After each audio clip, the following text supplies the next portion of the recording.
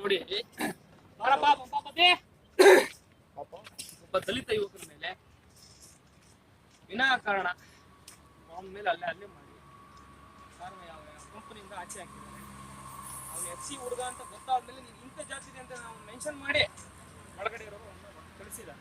ಒಳಗಡೆ ಅಂದ್ರೆ ಇದಾರೆ ಸರ್, ಅವ್ರ ಮೇಲೆ FIR ಆಗಿದೆ. ಅವ್ರ ಹೆಸರುಗಳನ್ನ ಮೆನ್ಷನ್ ಮಾಡಿದೀವಿ. ಅವ್ರ ಮೇಲೆ ಅವ್ರು ಬಂದು ಇವನ ಮೇಲೆ ಅಲ್ಲೇ ಮಾಡಿ ಇವನನ್ನ ಗೇಟ್ ಇಂದ ಶರ್ಟ್ ಹಿಡ್ಕೊಂಡು ಆಚೆ ಹಾಕಿದ್ದಾರೆ. ಇದೆಲ್ಲ ಪೊಲೀಸ್ ತನಿಖೆಯಲ್ಲಿ ಆಗಿದೆ. ಅದಾದ್ಮೇಲೆ FIR ಮಾಡಿದ್ದವರು. ಇದನ್ನ ನಾವು ನ್ಯಾಯ ಕೇಳಕ್ಕೆ ಸಾಕಷ್ಟು ದಿವಸ ನೋಡಿದ್ವಿ. ಇವ್ರು ಇದುವರೆಗೂ ಈ ಹುಡುಗನಿಗೆ ಏನು ಅನ್ಯಾಯ ಆಗಿರ್ತಕ್ಕಂಥ ಅನ್ಯಾಯ ಬಗ್ಗೆ ಅವ್ರು ಮಾತೇ ಆಡಿಲ್ಲ. ಅದು ಆಡಿಲ್ಲ, ನಾವು ಮಾಡಿದ್ದೀವಿ ಅಂತ ಒಪ್ಕೊಳ್ಳೋಕ್ಕೂ ತಯಾರಾಗಿದೆ. ಈ ರೀತಿ ಇದೆ.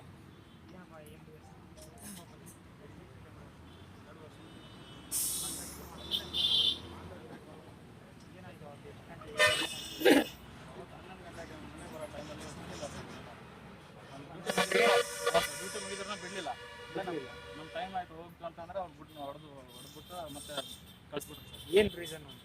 ಏನು ಕಳ್ಸೋಕ್ಕಾಗಲ್ಲ, ಮಿಷನ್ ಹೋಗ್ಬೇಕು, ಅಲ್ಲೇ ತಂಗ ಯಾರಿಗೆ ಕಳ್ಸೋಕ್ಕಾಗಲ್ಲ ಅಂತ. ಎಷ್ಟು ಜನ ಇದ್ದೀರಿ ಅವತ್ತು? ಅವತ್ತು ಒಂದು 30 ಜನ ಇದ್ದೀವಿ ಸರ್. 30 ಜನ ಎಷ್ಟು ಜನಕ್ಕೆ ಆ ಥರ ಮಾಡಿದ್ರು ಸರ್? ಎಷ್ಟು ಜನಕ್ಕೆ ಆ ಥರ ಮಾಡಿದ್ರು ಸರ್? ನಮ್ಗೆ ನಾನು ಬಂದೆ ಸರ್, ನಾನು ಹೋಗ್ತೀನಿ ಅಂತ ಬಂದೆ, ಬಿಡಲಿಲ್ಲ ಸರ್. ಅವರು ಒಬ್ಬ ಮನೆ ಈಗ 1 ಅವರ್ ಎಕ್ಸಸ್ ಮಾಡಿದ್ದಾನೆ, ರೆಗ್ಯುಲರ್ಲಿ ಮಾಡ್ಕೊಂತ ಬಂದಿದ್ದಾರೆ. ಅದ್ರ ತನಕ ಓಟಿ ಏನು ಕೊಟ್ಟಿಲ್ಲ ಅವರು. ಟೈಮ್ ಆಗಿದೆ ಸರ್, ನಾನು ಹುಷಾರಿಲ್ಲ, ನಾನು ಮನೆಗೆ ಹೋಗ್ತೀನಿ, ನೀನು ಒಬ್ಬನೇ ಮಿಷಿನ್ ಆಪರೇಟರ್ ಇರೋದು, ಮೆಕ್ಯಾನಿಕ್ ಇರೋದು, ನೀನು ಮಾಡ್ಲೇಬೇಕು ಕಡ್ಡಾಯವಾಗಿ ಅಂತ ಅನ್ಬಿಟ್ಟು. ಹಾ, ಎಲೆಕ್ಟ್ರಿಷಿಯನ್ ಇರೋದು ಒಬ್ಬನೇ, ಫ್ಯಾಕ್ಟ್ರಿ ಕಂಪನಿ, ಇಡೀ ಕಂಪ್ನಿಗೆ ಅವ್ನು ಒಬ್ಬನೇ ಇರೋದು. ಸೊ ಇಲ್ಲ, ನಿನ್ ಅದು ಏನು ಶಿಪ್ಮೆಂಟ್ ಹೋಗೋರ್ಗು ನೀನ್ ಮಾಡ್ಲೇಬೇಕು ಅಂತ ಅನ್ಬಿಟ್ಟು ಅವ್ನ ಮೇಲೆ ದೌರ್ಜನ್ಯ ಮಾಡಿ, ಮಾಡ್ತೀವೋ ಮಾಡಲ್ವ ಅಂತ ಅನ್ಬಿಟ್ಟು ತೆಗೆದು ಆಚೆ ಹಾಕಿದೆ. ಮಾಡಲ್ಲ ಅಂದಿದ್ಕೆ ಅವ್ನು. ಇಲ್ಲ ಸರ್, ಯಾವಾಗ ಮಾಡಿದೀನಿ, ನೆಕ್ಸ್ಟ್ ಡೇ ಬಂದಾಗ ಸೇರ್ಸೇ ಇಲ್ಲ ಒಳಗಡೆಗೆ. ಕಾಂಟ್ರಾಕ್ಟ್ ಹೇಳಿದ್ರೆ ನಿಮ್ಗೆ ಯಾರು ಹೇಳಿದ್ರು? ಕಾಂಟ್ರಾಕ್ಟರ್ ಹೇಳಿಲ್ಲ, ಒಳಗಡೆ ಕಂಪನಿ ಎಂಪ್ಲಾಯ್ಸ್ ಹೇಳಿದ್ರು.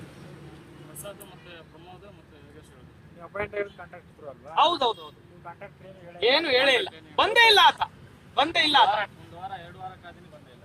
ಬಂದೇ ಇಲ್ಲ, ಅವತ್ತಿಂದ ಇವತ್ತರೆಗೂ ಆತ ಬಂದೇ ಇಲ್ಲ. ಲೇಬರ್ ಕಾಂಟ್ರಾಕ್ಟ್ ಯಾರಿದ್ದಾರೆ ಬಂದಿಲ್ಲ. ಮನವಿ ಕೊಡಿ, ಬರ್ತದೆ, ಮನವಿ ಬರ್ತದೆ, ಬರ್ಲಿ.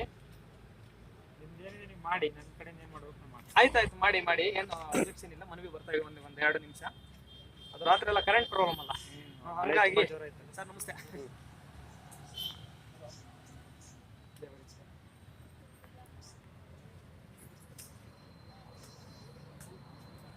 ಕೋರ್ಟಲ್ಲಿ ನಡೀತದೆ ಈಗ. ಹೌದು ಸರ್, FIR ಆಗಿದೆ, ಎಲ್ಲ ಆದ್ಮೇಲೆ ಕೇಸ್ ಹೋಗಿದೆ. ಈಗ ಏನಾಗಿದೆ, ಸಾಕಷ್ಟು ಸತಿ ಅವ್ರನ್ನ ಕಾಂಟ್ಯಾಕ್ಟ್ ಮಾಡಿದ್ರು ಕೂಡ ಅವ್ರೇನು ರೆಸ್ಪಾನ್ಸ್ ಮಾಡಿಲ್ಲ. ಅವರು ಲೇಬರ್ ಕಾಂಟ್ರಾಕ್ಟ್ ಇದ್ದಾರೆ, ಅವರು ಕೂಡ ಕೈಗೆ ಸಿಕ್ಕಿಲ್ಲ ಇವ್ರಿಗೆ ಅಟ್ಲೀಸ್ಟ್. ಆಮೇಲೆ PF ಇಶ್ಯೂಸ್ ಇದೆ, ಕೂತ್ ಮಾತು ಬಗೆಹರಿಸ್ಕೋಬೇಕಲ್ಲ. ಬಂದಿಲ್ಲ ಸರ್, ಬಂದಿಲ್ಲ. ಎಲ್ಲಾರ್ದು ನಂಬರ್ ತಗೊಂಡು ಕಾಂಟ್ಯಾಕ್ಟ್ ಮಾಡಿದ್ರು ಅದೇನ್ ಮಾಡ್ಕೋತೀರ ಮಾಡ್ಕೊಳ್ರಿ, ಓಡಾಕ್ ಹೋಗ್ತಾರೆ. ಏನ್ ಮಾಡ್ಕೋತೀರ ಮಾಡ್ಕೊಳ್ಳಿ. ಈ ಕಡೆ ಬರಪ್ಪ, ಗೇಟ್ ಮುಂದೆ ಬರ್ಬೇಡಿ, ಹಿಂಗ್ ಬನ್ನಿ, ಈ ಕಡೆ ಬನ್ನಿ, ಪಕ್ಕಕ್ಕೆ ಬನ್ನಿ. ಏನ್ ಮಾಡ್ಕೋತೀರ ಮಾಡ್ಕೊಳ್ಳಿ, ನೋಡ್ಕೊಳ್ಳೋಣ. ಮತ್ತೆ ಇವ್ರನ್ನ ಕಂಪ್ನಿಯವ್ರನ್ನೆಲ್ಲ ಕರೆದು ಕನ್ಸಲ್ಟೇಷನ್ ಮಾಡ್ತೀವಿ. ಓಕೆ, ಮುಂದೇನು ಇದೆ ಇದಿರುತ್ತೆ, ಅವ್ರದ್ದೇನು ಕೇಳಿ ಒಂದು ಮಾತುಕತೆ ಆಯ್ತು. ಅವರು ಹೋಗ್ಬೇಕು ಮಾತುಕತೆ, ನಿಮಗೂ ಹೇಳ್ತೀವಿ, ಅವ್ರಿಗೂ ಹೇಳ್ತೀವಿ, ಸೆಟ್ಲ್ಮೆಂಟ್ ಆಗುತ್ತೆ. ಸರ್ ಏನಿದೆ ಅನ್ಯಾಯ ಆಗಿರೋ ಹುಡುಗನಿಗೆ ನ್ಯಾಯ ಬೇಕು. ಈಗ ಸರ್, ಈಗ ಅವನೇನ್ ನಮ್ಮ ಅಣ್ತಮ್ಮ ಅಲ್ಲ, ನಾವೆಲ್ಲಿಂದನೂ ಬಂದಿಲ್ಲ ಅವ್ನಿಗೆ ಇದು ಮಾಡ್ತಾ ಇದೀವಿ ಅಂತಂದ್ರೆ ಅವನ ಮೇಲೆ ಅನ್ಯಾಯ ಆಗಿದೆ ಸರ್. ಅವ್ನಿಗೆ ಶೋಷಣೆಗೆ ಒಳಗಾಗಿರೋ ಹುಡುಗ, ಅವ್ನು ಯಾರು ಇಲ್ಲ ಅಂತಂದ್ರೆ ಬಳ್ಳಾರಿಯಿಂದ ಬಂದಿಲ್ಲಿ ಕೆಲಸ ಮಾಡ್ತಾ ಇದ್ದಾನೆ ಹೊಟ್ಟೆಪಾಡಿಗೋಸ್ಕರವಾಗಿ. ಅವನಿಗೆ PF ನಂಬರ್ ಕೂಡ ಸರಿಯಾಗಿ ಕೊಟ್ಟಿಲ್ಲ. ಅವನಿಲ್ಲ ಸರ್, PF ನಂಬರೇ ಕೊಟ್ಟಿಲ್ಲ ಅವನಿಗೆ. 2 ವರ್ಷ ಕೆಲಸ ಮಾಡಿದ್ದಾನೆ. PF ನಂಬರ್ ಕೇಳಿದ್ರೆ ಯಾವ್ದೋ ನಂಬರ್ ಹಾಕ್ತಾರೆ, ನಂಬರ್ ಹಾಕಿದ್ರೆ PF ಅಲ್ಲಿ ಬರೋದೇ ಇಲ್ಲ. PF ಅಲ್ಲಿ ತಿಂಗಳ ಒಂದು ಚೇಂಜ್ ಸರ್, ತಿಂಗಳ ಒಂದು ಸ್ಲಿಪ್ ಅಲ್ಲಿ ಒಂದೊಂದು ಚೇಂಜ್ ನಂಬರ್. ಪ್ರತಿ ಒಂದ್ ಸರ್ತಿ ಸ್ಯಾಲರಿ ಸ್ಲಿಪ್ ಇದೆಯಪ್ಪ ನಿನ್ನ ಹತ್ರ, ಸ್ಯಾಲರಿ ಸ್ಲಿಪ್ ಎಲ್ಲ ಜೆರಾಕ್ಸ್ ಮಾಡಿ ಕೊಟ್ಟಿರಲ್ಲ, ಅದೆಲ್ಲ ಕೊಟ್ಟಿದ್ದೀವಿ, ಅದೆಲ್ಲ ಸ್ಟೇಷನ್ಗೆಲ್ಲ ನಮಗೊಂದು ಮನವಿ ಕೊಡೋದಲ್ವ ನೀವು ಒಂದು ಆದಾಗ ಕೊಡ್ಬೇಕು. ಅಲ್ಲ, ಅವ್ರಿಗೆ ಅಷ್ಟು ಇಲ್ಲಿಗೆ ಕೊಡ್ಬೇಕು ಅಲ್ಲಿಗೆ ಕೊಡ್ಬೇಕು ಅನ್ನೋದೊಂದು ಗೊತ್ತಿರಲ್ಲ ಅವ್ರಿಗೆ. ಏನೋ ಒಂದು ತಪ್ಪಾದಾಗ ನಮ್ಗೇನೋ ಅನ್ಯಾಯ ಆಗ್ತಿದೆ, ಸ್ಟೇಷನ್ ಒಂದು ಮೆಟ್ಲು ಏರಕ್ಕೆ ಪ್ರಯತ್ನ ಮಾಡ್ತಾರೆ ಅಷ್ಟು ಬಿಟ್ರೆ ಬೇರೆ ನಮ್ಗೆ ಇದೇ ಘಟಕ್ಕೆ ಕೊಡ್ಬೇಕು, ಕಾರ್ಮಿಕರ ಇಲಾಖೆ ಕೊಡ್ಬೇಕು. ಅಲ್ಲಿ ಕೊಡಿ, ಕನ್ಸಲ್ಟೇಷನ್ ಕರಿತೀವಿ, ನೋಡೋಣ, ಕೂತು ಬಗೆಹರಿಸೋಣ ಮಾತುಕತೆಯಲ್ಲಿ.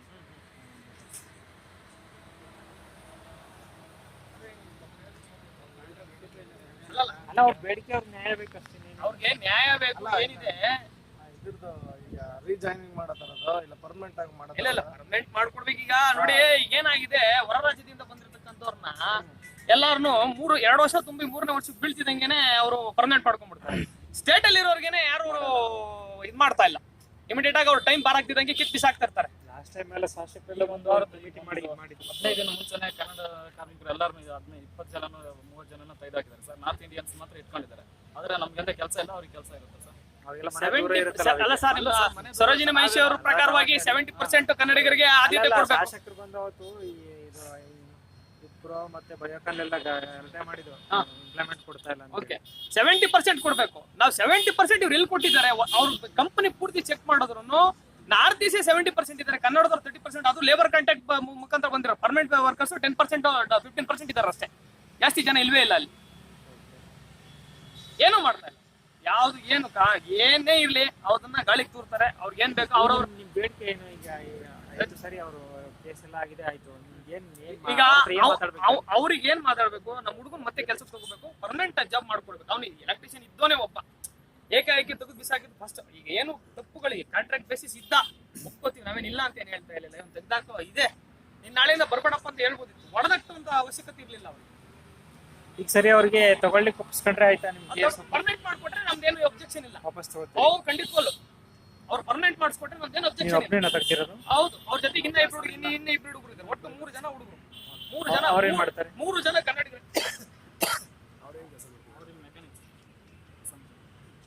ಉಳಿದವರೆಲ್ಲ ಕೆಲಸ ಮಾಡ್ತಿದ್ದಾರೆ. ಉಳಿದವರೆಲ್ಲ ಕೆಲಸ ಮಾಡ್ತಿರ್ಲೇನೆ ತೆಗಿಬಿಡ್ರ. ಆ ಲೇಬರ್ ಕಾಂಟ್ರಾಕ್ಟ್ ಇದ್ದಾರೆ ಅವ್ರಿಗೆ ಯಾವ ಹೆಸರು? ನಮ್ಮ ಲೇಬರ್ ಕಾಂಟ್ರಾಕ್ಟ್ ಹೆಸರು ಕುಮಾರ್. ಅವ್ರಿಗೆ ಲೈಸೆನ್ಸ್ ಇಲ್ಲ. ಫಸ್ಟ್ ಆಫ್ ಆಲ್ ಅವ್ರಿಗೆ ಲೈಸೆನ್ಸ್ ಇಲ್ಲ. ಲೈಸೆನ್ಸ್ ಇಲ್ಲದೆ ಇರೋರ್ನ ಕಂಪನಿ ಲೇಬರ್ ಕಾಂಟ್ರಾಕ್ಟ್ ಆಗಿ ಅಪಾಯಿಂಟ್ ಮಾಡ್ಕೊಂಡಿದ್ದಾರೆ. ಅವ್ರ ಥ್ರೂ ಇವರೆಲ್ಲ ಕೆಲಸ ಮಾಡ್ತಾ ಇದ್ದಾರೆ. ಯಾವ ಲೆಕ್ಕದಲ್ಲಿ ಇವ್ರು PF ಕೊಡ್ತಾ ಇದ್ದಾರೆ, ESI ಕಟ್ ಮಾಡ್ಕೊತಾ ಇದ್ದಾರೆ. ಅವ್ನಿಗೆ ಏನಾದ್ರು ಕೇಳಿದ್ರೆ ಈಗ ನಾಳಿಂದ ಬರಬೇಡ, ಗೇಟಿಂದ ಹೊರಗೆ ಹಾಕಿಸ್ತೀನಿ, ಸೆಕ್ಯೂರಿಟಿ ಕಾಂಟ್ರಾಕ್ಟ್ ಏನು ಕೇಳಂಗಿಲ್ಲ, ಅಷ್ಟೇ ಬರ್ಬೇಕು, ಜೀತ ಮಾಡ್ಬೇಕು, ಹೋಗ್ಬೇಕು. ಸರಿ, ಅವ್ರಿಗೆ 3 ಜನ ತಗೊಳ್ಳಿಕ್ಕೆ ಒಪ್ಪಿಸ್ಬೇಕು, ಮತ್ತೆ ಕೇಸ್ ವಾಪಸ್ ತಗೊಳಕ್ ಒಪ್ಪಿಸ್ಬೇಕು. ಹೌದು. ಕೇಸ್ ಕೊಟ್ರೆ ನೀವು ಅವರ ಸರಿ ಇವ್ರೆ ನೀವು ಕೊಟ್ಟಿದ್ದೀರಿ. ಪರ್ಮನೆಂಟ್ ಮಾಡ್ಕೋಬೇಕು ಸರ್ ಕಂಪ್ನಿ. 3 ಜನ ಹುಡುಗರು ಏನು ಇದು ಮಾಡ್ಕೊಂಡಿದ್ದಾರೆ. ಅವ್ರನ್ನ ಪರ್ಮನೆಂಟ್ ಮಾಡ್ಕೊಂಡ್ರೆ ನಮ್ದೇನಿಲ್ಲ, ನಾವು ವಾಪಸ್ ತಗೋತೀವಿ. ಸರಿ, ಮಾತಾಡ್ತೀನಿ. 10 ಮಿನಿಟ್ಸ್ ಅದು ರೆಡಿ ಮಾಡ್ತಾ ಇದ್ದಾರೆ, ತಂದ್ಕೊಡಿ. ಮಾತಾಡ್ತೀನಿ. ಮಾತಾಡಿ. ಕೂಡಿ ಅಪ್ಪ, ಹಂಗೆ ಕೂರ್ರ, ಸ್ವಲ್ಪ ಅಡ್ಜಸ್ಟ್ ಮಾಡ್ಕೊಂಡು.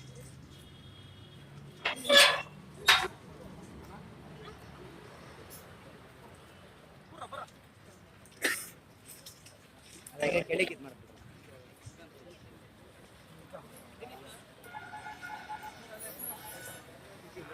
ಇವಾಗ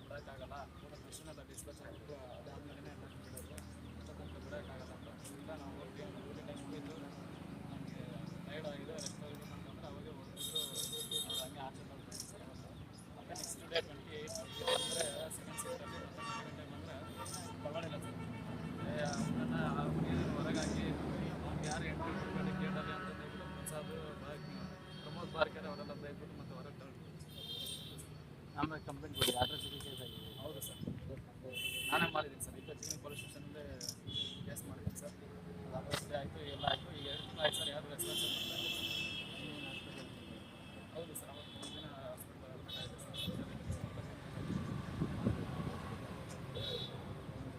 ನನ್ನ ಸರ್ ಕೊಂಪಾಬಂದು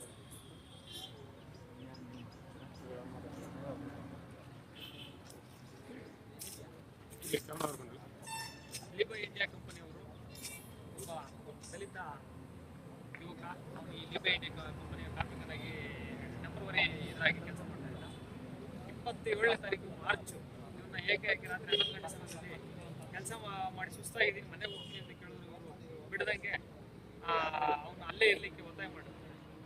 ಅವನು ಹೋಗ್ತೀನಿ ಅಂತಂದ್ರೆ ಕುತ್ತಿಗೆ ಹಿಡಿದು ಆಚೆ ಕುಕ್ಕಿ ಬಾಯಿಗೆ ಬಂದಂಗೆ ಈ ಜಾತಿನಿಂದನೇ ತುಂಬ ಅದನ್ನೆಲ್ಲ ಮಾಡಿ ಇವರ ಅವ್ರು ಆಚೆ ಹಾಕಿ ನೆಕ್ಸ್ಟ್ ಡೇ ಅವ್ನ ಕೆಲ್ಸಕ್ಕೆ ಬಂದಾಗ ಕೂಡ ಅವ್ನು ತಗೊಂಡ್ರು ಅವ್ನ ಪರವಾಗಿ ನಾವು ಕಂಪ್ಲೇಂಟ್ ಕೊಟ್ಟು FIR ಮಾಡಿಸಿ ಎಲ್ಲ ಆದರೂ ಈ ಕಂಪನಿಯವರು ಏನು ಆಕ್ಷನ್ ತಗೊಂಡಿರಲಿಲ್ಲ.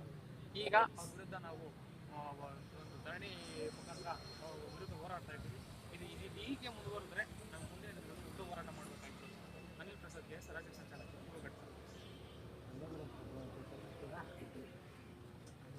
ಇಂಡಿಯನ್ಸರು ಮಾತ್ರ ಬೆಲೆ ಕೊಡ್ತಿದ್ದಾರೆ, ಕನ್ನಡಿಗರಿಗೆ ಬೆಲೆ ಕೊಡ್ತಾ ಇಲ್ಲ. ಕನ್ನಡಿಗರನ್ನ ಎಲ್ಲ ಈಚೆ ಹಾಕ್ತಿದ್ದಾರೆ, ಕನ್ನಡಿಗ ಹುಡುಗರನ್ನ ಈಚೆ ಹಾಕಿದ್ದಾರೆ. ಇವಾಗ ಸಪೋರ್ಟ್ ಕೊಟ್ಟರು ಅಂದ್ಬಿಟ್ಟು ಪಂಪಾಪತಿಯವ್ರು ಸಪೋರ್ಟ್ ಕೊಟ್ಟರು ಅಂದ್ಬಿಟ್ಟು ಇಲ್ಲಿಂದ 24 ಜನ ಹುಡುಗರನ್ನ ಈಚೆ ಹಾಕಿದ್ದಾರೆ. ಏನು ಕಾರಣ ಅಂತ ಹೇಳ್ತಾರಲ್ಲ, ಕಾರಣ ಅಂದರೆ ಇವ್ರು ಸಪೋರ್ಟ್ ಕೊಡ್ತಿದ್ದಾರೆ. ಇವರು ಸಪೋರ್ಟ್ ಕೊಟ್ಟು ನಮ್ಮಲ್ಲಿ ಇದು ಮಾಡೋಕ್ಕಾಯ್ತು. ನಮ್ಮ ನಾರ್ತ್ ಇಂಡಿಯನ್ಸ್ ಹುಡುಗರು ಎಲ್ಲರೂ ಕಾಂಟ್ರಾಕ್ಟ್ ಬಿಟ್ಟು ಇವಾಗ ಪರ್ಮನೆಂಟ್ ಆಗಿದೆ. ನಮ್ಮ ಕರ್ನಾಟಕದವ್ರಿಗೆ ಯಾವುದೇ ಪರ್ಮನೆಂಟ್ ಇಲ್ಲ, ಏನಿಲ್ಲ, ಕೆಲಸದಿಂದ ಹೊರಗಡೆ ಹಾಕಿದ್ದಾರೆ. ಅವನಿಗೆ ಕೊಡ್ಕೊಂಡಿದ್ದಾರೆ. ಮತ್ತು ಅವನು ಒಂದು ಜಾತಿ ಪರಿಶೀಲನೆ ಜಾತಿ ಬಗ್ಗೆ ಎಷ್ಟು ಮಾತಾಡಿದ್ದಾರೆ, ಅವನಿಗೆ ಹಲ್ಲೆ ಮಾಡಿದ್ದಾರೆ. ಅದರಿಂದ ನಮಗೆ ನ್ಯಾಯ ಬೇಕು, ಕನ್ನಡಿಗರಿಗೆ ನ್ಯಾಯ ಬೇಕು, ಕನ್ನಡಿಗರ ಹುಡುಗರು ನ್ಯಾಯ ಬೇಕು. ನಮ್ಮಲ್ಲಿ ಕರ್ನಾಟಕದಲ್ಲಿ ಕನ್ನಡಿಗರಿಗೆ ವ್ಯಾಲ್ಯೂ ಇಲ್ಲ ಅಂದರೆ ಇನ್ನೆಲ್ಲಿ ವ್ಯಾಲ್ಯೂ ಸಿಗುತ್ತೆ ನಮಗೆ? ಕನ್ನಡದಲ್ಲಿ ನಮ್ಗೆ ವ್ಯಾಲ್ಯೂ ಇಲ್ಲ ಅಂದರೆ ಕನ್ನಡಿಗರು ಹುಡುಗರು ನಾರ್ತ್ ಇಂಡಿಯನ್ಸ್ ಮಾತ್ರ ಬೆಳಿಬೇಕಾ? ಎಲ್ಲ ಕಡೆ ಒಂದು ನಾರ್ತ್ ಇಂಡಿಯನ್ಸ್ ಅವ್ರಿಗೆ ಯೂಸ್ ಮಾಡ್ತಾರೆ. ಇವಾಗ ಅಲ್ಲಿ ಕೇಳಿದವ್ರು ಅವರ ಇಂಡಿಯನ್ಸ್ ಹೇಳ್ತಾರೆ, ಯಾಕಂದ್ರೆ ಅವ್ರು ದೂರದಿಂದ ಬರ್ತಾರೆ. ಜಾತಿ ನಿಂದನೆ ಮಾಡಿದ್ದಾರೆ, ಜಾತಿ ನಿಂದನೆ ಮಾಡಿ ಕೊಳ್ಪಟ್ಟಿ ಹಿಡಿದು ಈಚೆ ಹಾಕಿದ್ದಾರೆ. ಒಬ್ಬ ವ್ಯಕ್ತಿಗೆ ಕರ್ನಾಟಕದಲ್ಲೇ ಒಬ್ಬ ಕನ್ನಡಿಗರಿಗೆ ಕೊಳ್ಪಟ್ಟಿ ಹಿಡಿದಾರೆ. ನಾಳೆ ಇನ್ಯಾರು ಏನು ಮಾಡೋಕ್ಕೂ ರೆಡಿ ಅಂತ ಜನ ಹೇಳ್ತಾರೆ. ಹೌದು, ಜಿನಿ ಪೊಲೀಸ್ ಸ್ಟೇಷನಲ್ಲಿ ಅದು ಎಲ್ಲ ಕಂಪ್ಲೇಂಟ್ ಎಲ್ಲ ಆಲ್ರೆಡಿ ಆಗಿದೆ. ಕಂಪ್ಲೇಂಟ್ ಆಗಿ ಕೇಸ್ ಆಗಿ ಇದೆಲ್ಲ ನಡೀತಾ ಇದೆ. ನೋಡಿ ಎಲ್ಲ ಆಗಿದೆ. ನಮಗೆ ನ್ಯಾಯ ಬೇಕು, ನ್ಯಾಯಕ್ಕೋಸ್ಕರ ನಾವು ಹೋರಾಡ್ತಿದ್ದೀವಿ. ಬೇರೆ ಇನ್ನೇನು ಬೇಡ. ಅವ್ರಿಗೆ ಕನ್ನಡಿಗರಿಗೆ ಏನು ನ್ಯಾಯ ಅನ್ಯಾಯ ಆಗಿದೆ ಅದನ್ನು ನಮಗೆ ನ್ಯಾಯ ಕೊಡಿ ಅಂತ ಕೇಳ್ತಾ ಇದ್ದೀವಿ. ದಿನೇಶ್ ಕುಮಾರ್, ನಗರಾಧ್ಯಕ್ಷರು, ಬೆಂಗಳೂರು ನಗರಾಧ್ಯಕ್ಷರು.